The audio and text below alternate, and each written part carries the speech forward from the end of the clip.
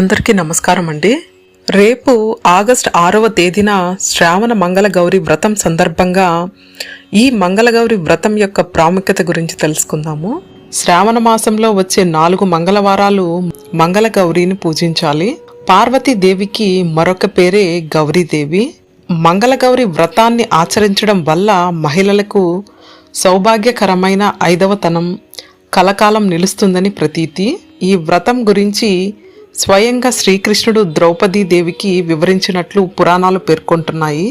శ్రావణ మాసంలో ప్రతి మంగళవారం కొత్తగా పెళ్లైన స్త్రీ మాంగళ్యానికి ఆదిదేవత అయిన గౌరీదేవిని భక్తి శ్రద్ధలతో ఆరాధిస్తారు.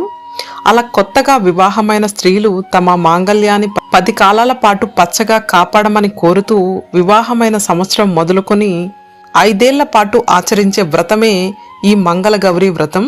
శ్రావణ మాసంలో ఎన్ని మంగళవారాలు వస్తాయో అన్ని మంగళవారాలు ఈ వ్రతం చేసి మంగళగౌరిని పూజిస్తారు. వివాహమైన మొదటి సంవత్సరం పుట్టింటిలోనూ ఆ తర్వాత 4 సంవత్సరాలు అత్తింటి వారిలోనూ ఈ వ్రతాన్ని ఆచరించుకుంటారు. ఈ వ్రతం చేయడం వలన భోగభాగ్యాలే కాక దీర్ఘ సుమంగళి భాగ్యం కూడా సొంతమవుతుందని పురాణాలు పేర్కొంటున్నాయి. అందువలన పరమశివుడు కూడా మంగళగౌరిని ఆరాధించి త్రిపురాసుర సంహారం చేశాడని ప్రతీతి. ఇప్పుడు మనము మంగళగౌరి వ్రతం యొక్క నియమాల గురించి తెలుసుకుందాము. తొలిసారిగా నోమును ప్రారంభించేటప్పుడు వ్రతం చేస్తున్న వారి తల్లి పక్కనే ఉండి వ్రతాన్ని చేయించడం శ్రేష్టం. అలాగే తొలి వాయనాన్ని తల్లికే ఇవ్వడం మంచిది. ఒకవేళ తల్లి లేకపోయినట్లయితే అత్తగారు కానీ లేదా ఎవరైనా ముత్తైదుల సహాయంతో కానీ వ్రతాన్ని ఆచరించవచ్చు. వ్రతాన్ని ఆచరించే మహిళలు తప్పనిసరిగా కాళ్లకు పారాని పెట్టుకోవాలి. వ్రతాన్ని పాటించే రోజు రాత్రి ఉపవాసం ఉండాలి. వ్రతాన్ని ఆచరించే నాటి ముందు రోజు వ్రతం రోజు దాంపత్య సుఖానికి దూరంగా ఉండాలి. వ్రతానికి తప్పనిసరిగా 5 ముత్తైదువులను పేరంటానికి పిలిచి వారికి వాయనాలు ఇవ్వాలి. శక్తిని బట్టి వారి వారి ఆచారం ప్రకారం వాయనాలు ఇచ్చుకోవచ్చు. ఒకే మంగళగౌరి దేవి విగ్రహాన్ని ఆ నెలలో వచ్చే అన్ని వారాల్లో ఉపయోగించాలి. వారానికి ఒక కొత్త విగ్రహాన్ని ఉపయోగించకూడదు. ఈ సంవత్సరం వ్రతం పూర్తయిన తర్వాత వినాయక చవితి పండుగ పిదప వినాయకుడు నిమజ్జనంతో పాటు అమ్మవారిని నిమజ్జనం చేయాలి. పూజకు గరిక, ఉత్తరేణి, తంగేడు పూలు తప్పనిసరిగా వాడాలి. మంగళగౌరిని ప్రతిష్ఠించుకునే విధానం గురించి తెలుసుకుందాము. వ్రతాన్ని ఆచరించే రోజున ఉదయాన్నే లేచి తలస్నానం చేసి ఇంటిని శుభ్రం చేసుకోవాలి. పూజ గదిలో కానీ ఇంట్లో వ్రతం చేయదలుచుకున్న ప్రాంతంలో కానీ ఒక మండపాన్ని ఏర్పాటు చేసుకోవాలి. ఈ మండపం పైన బియ్యపు పిండితో అష్టదళ పద్మమును ముగ్గుగా తీర్చిదిద్దాలి. దానిపై బియ్యము పోసి బియ్యంపై ఒక కొబ్బరి చిప్పను ఉంచాలి.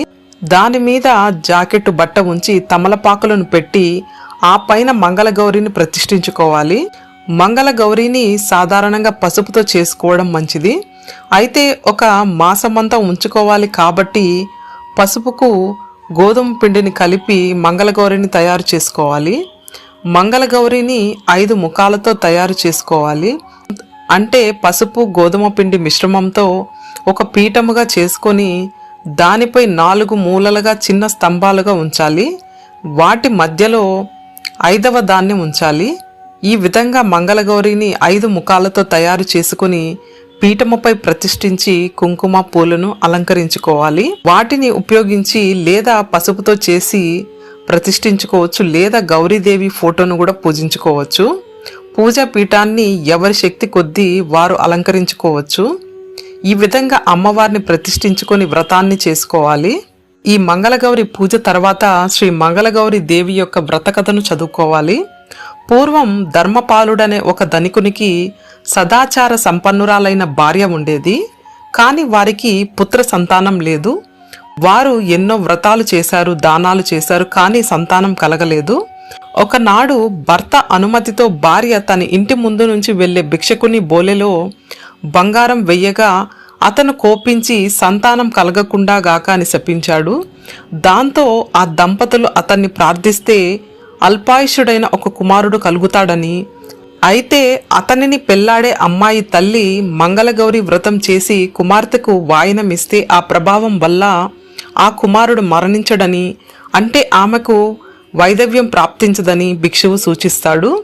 అనంతరం వారు సంతానవంతులై కుమారునికి 16 ఏళ్లు వయసు రాగానే కాశీకి వెళ్లే వీరికి మార్గ మధ్యంలో దైవలీల ఫలితంగా మంగళగౌరి వ్రతాన్ని చేసిన తల్లిగల సుశీల అనే కన్య తారసపడుతుంది.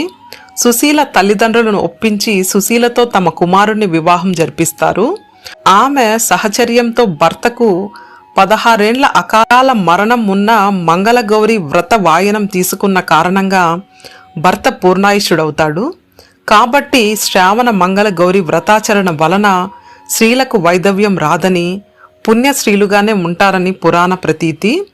మంగళ గౌరిని ఉత్తరేని దళాలతోనూ గరికతోనూ అర్చించడం తప్పనిసరి. మహానివేదనతో పూర్ణపు కుడుములు, పులగం, బియ్యంతో చేసిన పరమాన్నాన్ని నివేదించాలి. వ్రతం నాటి సాయంత్రం ముత్తైదువులను పిలిచి నానబెట్టిన శనగలను వాయనంగా ఇచ్చి వారి ఆశీర్వాదం తీసుకోవాలి. ఈ వ్రతంలో ప్రత్యేకంగా పేర్కొనదగినది తోర పూజ. పసుపు పూసిన దారాన్ని 3 పొరలుగా తీసుకొని దానికి 9 ముళ్ళు వేస్తారు. ఈ దారానికి మధ్య మధ్యలో దవరాన్ని కడతారు. ఈ తోరాలను గౌరీదేవి ముందు పెట్టి పూజ చేసి ఒక తోరాన్ని పూజ చేసిన వారు కట్టుకుంటారు. 2వ తోరాన్ని ముత్తైదువుకిస్తారు. 3వ తోరాన్ని గౌరీదేవికి సమర్పిస్తారు. ఈ విధంగా చేసే వ్రతాల ద్వారా సర్వవాంఛ ఫలసిద్ధి కలుగుతుందని పురాణగాథ. ఈ వ్రతంలో ఆకులు వక్కలు 5 చొప్పున ముంచి 5 జ్యోతులతో గౌరీదేవికి మంగళహారతి ఇస్తారు. తర్వాత వాటిని శనగలతో కలిపి తల్లికి గాని బ్రాహ్మణ ముత్తైదువు గాని వాయనం ఇస్తారు. ఇది చాలా మంచి శుభకరమైన వ్రతం. మంగళగౌరి కటాక్షం వల్లే కుజుడు మంగళవారానికి అధిపతి అయ్యాడు. ఆడవారి ఐదోతనాన్ని రక్షించే ఈ మంగళగౌరి వ్రతాన్ని 5 ఏళ్లు చేసి ఉద్యాపన చేస్తారు. మధ్యలో ఏదైనా కారణాల వల్ల ఆటంకం ఏర్పడితే ఆ తదుపరి సంవత్సరం నుండి వ్రతాన్ని కొనసాగించాలి. చివరగా ఉద్యాపన చేసి వ్రతాన్ని ముగించుకోవాలి. ఓం శ్రీ మాత్రే నమః. ఓం శ్రీ గౌరీ సమేత పరమేశ్వరాయ నమః.